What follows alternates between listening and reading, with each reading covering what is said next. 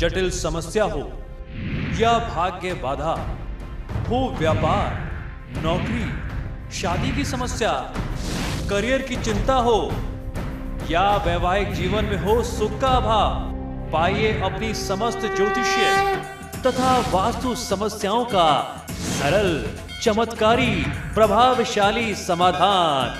एक जाना माना और विश्वसनीय नाम, आचार्य पंडित श्री वैभवनाथ शर्मा जी, काशी के 400 वर्ष पुराने प्रतिष्ठित और अंतरराष्ट्रीय ख्याति प्राप्त राज ज्योतिषी परिवार की 8वीं पीढ़ी के ज्योतिषी और वास्तु शास्त्री आचार्य पंडित श्री वैभवनाथ शर्मा जी के द्वारा व्यक्तिगत या फिर फोन पर अपॉइंटमेंट लेने के लिए कॉल करें 9818-300-146, 9990-724-131 या फिर ईमेल करें sharma.vaibhav@gmail.com पर। फिलहाल रुकिए, एक छोटे से ब्रेक के लिए चल लौटते हैं।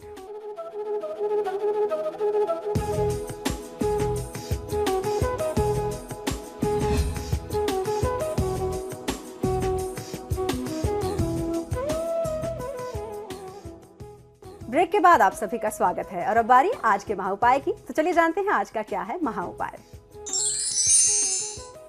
जी बिल्कुल, आज के महाउपाय में हम लोग चर्चा करने जा रहे हैं काल सर्प योग शांति के कुछ सरल और चमत्कारी शक्तिशाली उपायों के बारे में। सबसे पहले आज मैं आपको बताऊंगा कि काल सर्प योग के कितने प्रकार, कितने कारण होते हैं। काल सर्प योग के कारण किसी जातक को जब जीवन में परेशानियों का सामना करना पड़ता है तो उसे काल सर्प योग ऐसी स्थिति में कर लेना सबसे ज्यादा समझदारी होती है।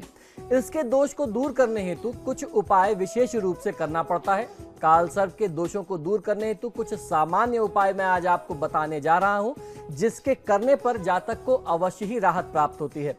महादेव की विशेष तिथि जैसे प्रदोष, सोमवार और सावन का महीना या फिर नाग पंचमी पर अगर आप काल सर्प दोष का निवारण करते हैं तो बहुत सरलता से, बहुत प्रभावशाली तरीके से यह दोष दूर हो जाता है। ऐसा नहीं है कि जिनकी कुंडली में काल सर्प दोष होता है और जो सामर्थ्यवान नहीं है कि नासिक या त्र्यंबकेश्वर में जाकर के अनुष्ठान कर सकें और तब उनका काल सर्प दोष शांत ना हो। अगर आपके पास ऐसी संभावना नहीं है, आप इतने सक्षम नहीं है, तो आज मैं आपको जो सरल और प्रभावशाली उपाय बता रहा हूं, इन उपायों को आप अपने घर बैठे आजमा करके ही काल सर्प दोष से मुक्ति पा सकते हैं। तो सबसे पहला उपाय है मोरपंख को अपने शयन कक्ष और अपने कार्यालय में रखना, और हो सके तो मोरपंख का एक छोटा सा टुकड़ा अपने पर्स में भी आपको अपने साथ रखना चाहिए, कैरी करना चाहिए।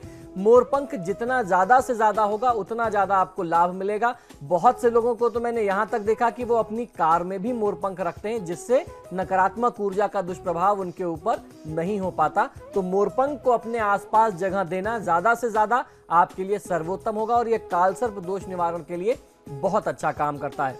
इसके अलावा जब भी सूर्य ग्रहण, चंद्र ग्रहण या अमावस्या अथवा नागपंचमी की तिथि आए तो इन तिथियों में एक तांबे का बड़ा सर्प बनवा करके सुबह सूर्योदय से पहले घर के आसपास जो भी शिवलिंग हो वहां जाकर के गुप्त रूप से आप दान करके यानी अर्पित करके चढ़ा करके चले आए। उसके पश्चात चांदी का एक रेंगता हुआ सांप बनवा करके उसके मुख पर गोमेद और पूंछ पर लहसुनिया जड़वा करके सिर्फ अपने सिर के ऊपर से 7 बार उतार करके आप बहते हुए जल में प्रवाहित कर दीजिए। इससे आपको तत्काल प्रभाव से काल सर्प दोष में मुक्ति मिल जाएगी, राहत मिल जाएगी। किसी भी प्रकार का काल सर्प दोष होगा वह शांत हो जाएगा। तीसरा उपाय यह है कि तांबे के कलश में काले तिल और सर्प सर्पिणी यानी नाग नागिन का जोड़ा रख करके कुछ जल भर करके अमावस्या के दिन शिवलिंग पर अर्पित करने से यह जल आपको बहुत अच्छा लाभ मिलता है। इससे काल सर्प दोष की शांति होती है। चौथा उपाय है कि काल सर्प दोष होने पर जातक को किसी भी शुभ दिवस से प्रारंभ करके प्रतिदिन स्नान ध्यान करके पवित्र हो करके दूध मिश्रित जल शिवलिंग पर अर्पित करते हुए जो मंत्र मैं आपको बताऊं, इस मंत्र का 21 बार जाप करते रहना चाहिए। इससे आपको बहुत अच्छा लाभ मिलता है। यह मंत्र इस प्रकार है: नागेंद्र हाराय त्रिलोचनाय भस्मांगरागाय महेश्वराय नित्याय शुद्धाय दिगंबराय तस्मै नकाराय नमः शिवाय। इस मंत्र का जाप करते रहेंगे तो आपको बहुत अच्छा लाभ मिलेगा। इसके प्रभाव से काल सर्प दोष के अशुभ प्रभाव जो होते हैं आपके जीवन में वह कम हो जाते हैं। नाग पंचमी या किसी भी विशेष पूजा की महादेव की पूजा की तिथि में आराधना जब आप करते हैं भगवान शिव की, उस दौरान सर्प देवता की भी पूजा आराधना आपको करनी चाहिए। और उसके पश्चात जो मैं आपको 3 अलग अलग सर्प गायत्री मंत्र बताने जा रहा हूं, इन मंत्रों में से किसी भी एक मंत्र को चुन करके 3 माला, 5 माला, 7 माला, 11 माला, 21 माला, 9 माला, जितना भी आपका सामर्थ्य हो जाए आपको जाप करना चाहिए। महादेव की कृपा से बिना किसी बड़े खर्च के और बिना किसी बड़ी परेशानी के आसानी से ये अशुभ योग आपके जीवन से, आपकी कुंडली से समाप्त हो जाएगा। सर्प गायत्री मंत्र के 3 स्वरूप प्रचलित हैं। इनका अर्थ, इनका भाव एक ही है। तीनों अलग अलग स्वरूप में भी महादेव की पूजा के उपरांत आपको इन मंत्रों का जाप अवश्य करना चाहिए। जो पहला स्वरूप है वह है ओम नवकुलाय विद्महे विषदंताय धीमहि तन्नो सर्पः प्रचोदयात्। ये बहुत प्रभावशाली मंत्र है, इसका आपको जाप और उच्चारण करना चाहिए। दूसरा सर्प गायत्री का जो स्वरूप है वह है ओम भुजंगेशाय विद्महे सर्पराजाय धीमहि तन्नो सर्पः प्रचोदयात्। ये भी बहुत ही प्रभावशाली और बहुत ही चमत्कारी है।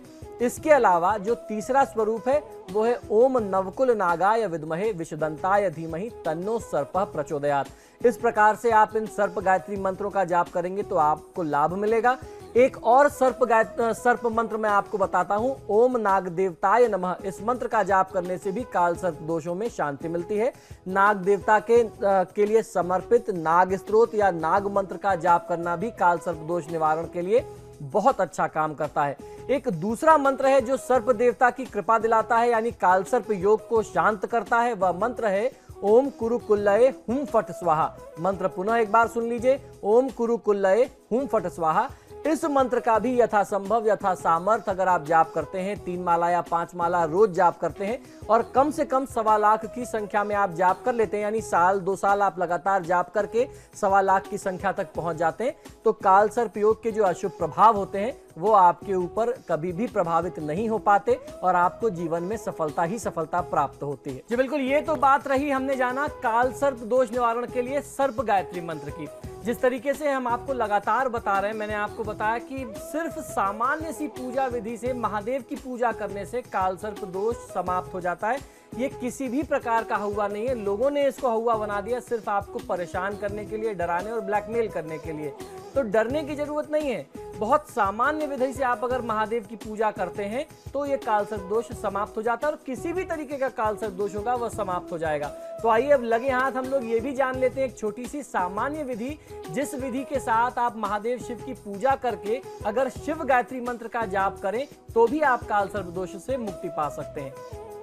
हमारे ज्योतिष शास्त्र के अनुसार क्रूर और तामसी स्वभाव के ग्रहों शनि और राहु केतु के कुंडली में बुरे प्रभाव और उनके योग से गंभीर समस्याएं जीवन में सामने आती हैं और मृत्यु के समान शारीरिक और मानसिक पीड़ा देने वाले योग भी बन सकते हैं। ये ग्रह इतने अनिष्टकारी सिद्ध हो सकते हैं। इन ग्रहों के योग से ही किसी व्यक्ति की कुंडली में काल सर्प दोष और पितृ दोष जैसे योग बनते हैं। ऐसा माना जाता है कि इन दोषों से किसी भी व्यक्ति के जीवन में गहरी मानसिक परेशानियां उत्पन्न होती हैं। धार्मिक मान्यताओं में सारे ग्रह काल गणना के आधार हैं और चूंकि काल पर महादेव शिव का ही नियंत्रण है, इसीलिए महाकाल यानी महादेव शिव की उपासना से ग्रह दोषों की शांति के लिए बहुत अच्छे आपको उपाय मैं बताने जा रहा हूं। ये उनकी पूजा आराधना बहुत असरदार मानी गई है, खासतौर पर काल सर्प योग और पितृदोष के लिए, जिसमें भगवान शिव के ऐसे अचूक मंत्र और उनके जाप और प्रयोग हैं जो ग्रह की पीड़ा को दूर ही नहीं करते बल्कि आपको मनचाहे सुख और फल भी दिलाते हैं। ये अद्भुत और चमत्कारी प्रभावशाली मंत्र है महादेव का शिव गायत्री मंत्र।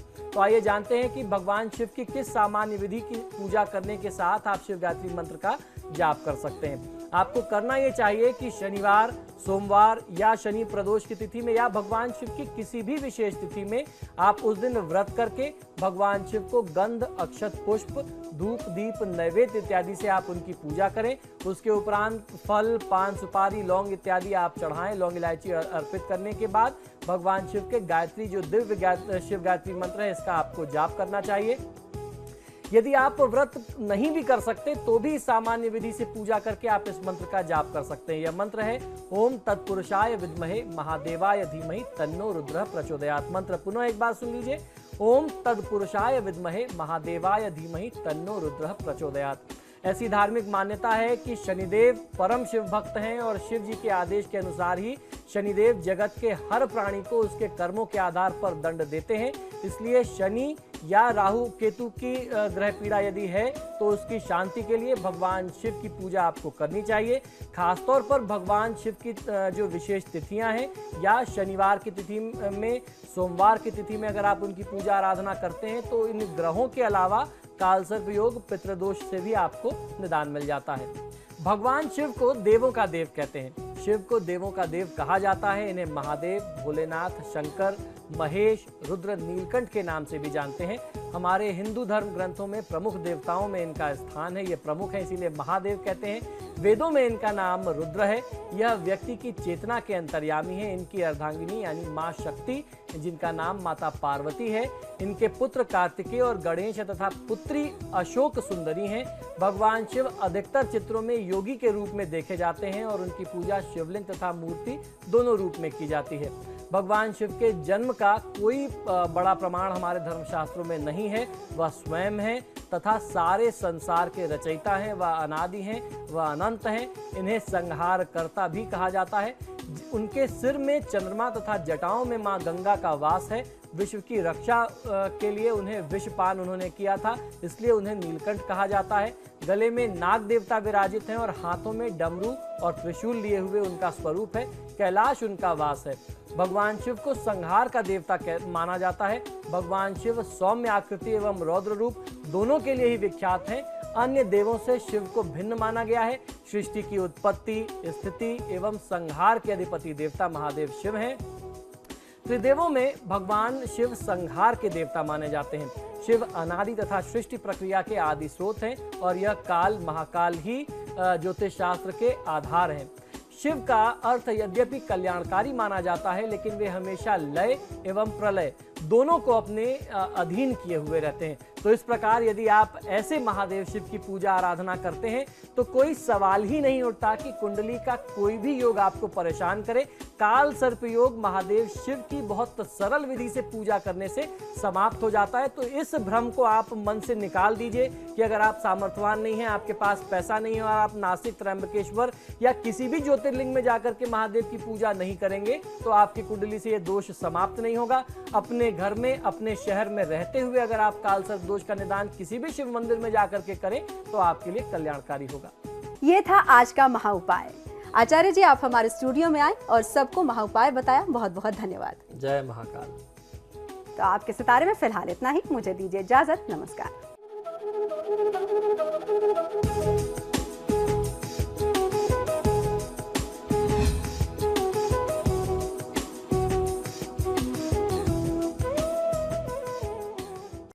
जटिल समस्या हो या भाग्य बाधा हो, व्यापार, नौकरी, शादी की समस्या, करियर की चिंता हो या वैवाहिक जीवन में हो सुख का अभाव, पाइए अपनी समस्त ज्योतिषीय तथा वास्तु समस्याओं का सरल, चमत्कारी, प्रभावशाली समाधान। एक जाना माना और विश्वसनीय नाम, आचार्य पंडित श्री वैभवनाथ शर्मा जी। काशी के 400 वर्ष पुराने, प्रतिष्ठित और अंतरराष्ट्रीय ख्याति प्राप्त राज ज्योतिषी परिवार की 8वीं पीढ़ी के ज्योतिषी और वास्तु शास्त्री आचार्य पंडित श्री वैभवनाथ शर्मा जी के द्वारा व्यक्तिगत या फिर फोन पर अपॉइंटमेंट लेने के लिए कॉल करें 9818 300 146, 9990 724 131 या फिर ईमेल करें sharma.vaibhav@gmail.com पर।